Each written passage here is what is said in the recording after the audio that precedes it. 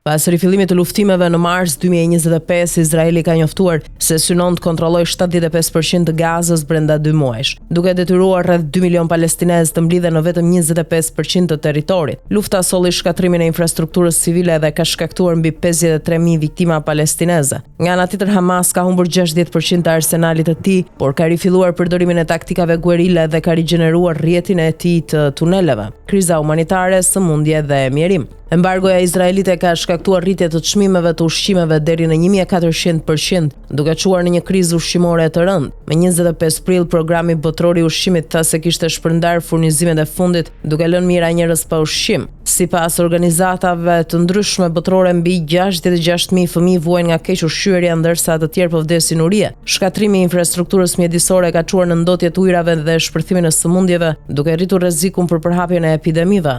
Populli kundër pushtuesve dhe udhëheqësve. Që nga 25 marsi, qytetarët e Gazës kanë protestuar masivisht kundër Hamasit, duke kërkuar fundin e luftës dhe largimin e udhëheqjes aktuale. Hamas ka reaguar ashpër pas kritikave të udhëheqësve të Mbretërisë Bashkuar, Francës dhe Kanadas lidhur me veprimet e Izraelit në Gaza. E gjithë bota kundër luftës në Gaza. Në një samit të zhvilluar në Madrid më 25 maj, Spanja propozoi njohjen e shtetit palestinez dhe sankcione ndaj Izraelit për të ndaluar luftën. Këto masa përfshin pezullimin e marrëveshjes së asociimit me BE-n dhe ndalimin e shitjes së armëve. Nga ana tjetër, presidenti i SBA-s Donald Trump ka shprehur dëshirën për të përfunduar sa më shpejt luftën, por ka shmangur presionin direkt ndaj Izraelit. Në Gaza çdo ditë është një luftë për mbijetesë. Populli palestinez është i shkatruar, i braktisur dhe i harruar. Nëse bota vazhdon të heshtë, Gaza do të mbetet një plagë e hapur në zemrën e lindjes së mesme.